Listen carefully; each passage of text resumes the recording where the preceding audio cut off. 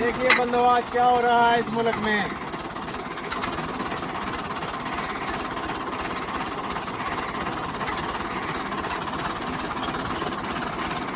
आ बिचों भैन चो कट लै सिगट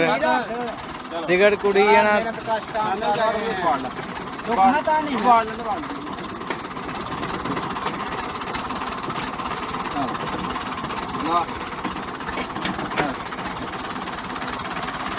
आ वेला साने ने सिगट ते नहीं पीता इंज कुड़ी है ना इंज ही मुका खड़िया तां ओनू चढ़ गया सा बर्बादी करदा पिया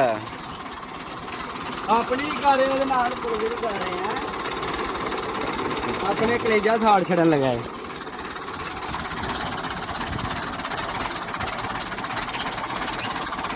जाओ जाओ करो कर दूँ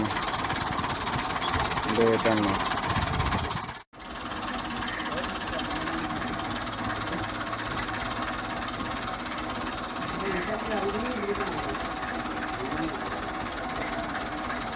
भाई कोई रहा नहीं लैड नहीं ना अगू चेक नहीं कर रहे सौदिया नहीं मानता पाया इन्होंने चला दी ने लेकिन नहीं सौदिया की प्रॉब्लम हुई है क्यों वो कहता कि नहीं की बिना रवा बनाया की हिसाब अक्टूबर तो बाद जाएगा कोई चांस है नहीं अक्टूबर तो बाद मुकम्मल लॉकडाउन खत्म हो जाना ये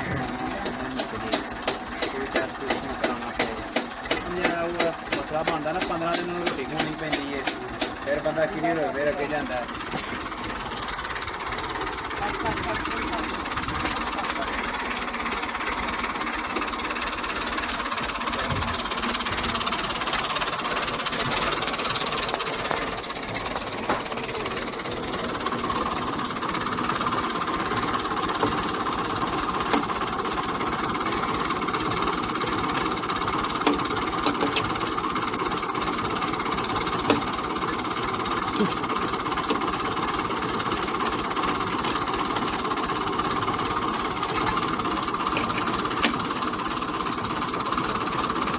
वाखली डिंगी है तेरी ने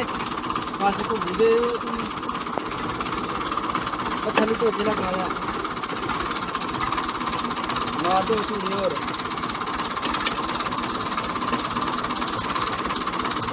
परला कस चढ़िया जे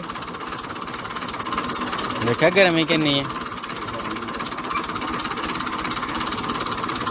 बारिश अगों फिर ना दसी यार बारिश अगों फिर दसी है ना सवार आहो सवार नूं घट नहीं जाना ज्यादा जुमेरा जुम्मा हफ्ता सही पैनी जुमे तक सही जुमे तो बाद मौसम साफ हो आहो उंज चांस है ना इन्हां दिनां दे विच भी बारिश दे सवार तो ठीक है 2 दिन मौका मिलना बस मौका देना के काम सवार तो ठीक है सवार तो ठीक नहीं माल एंजी नहीं बंद तो इंजी नहीं है सवार की बात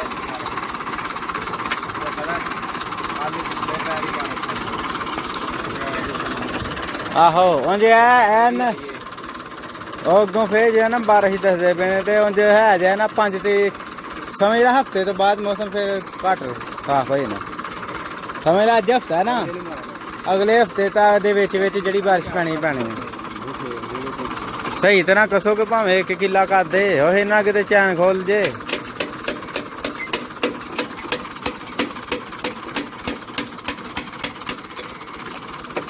भैन नहीं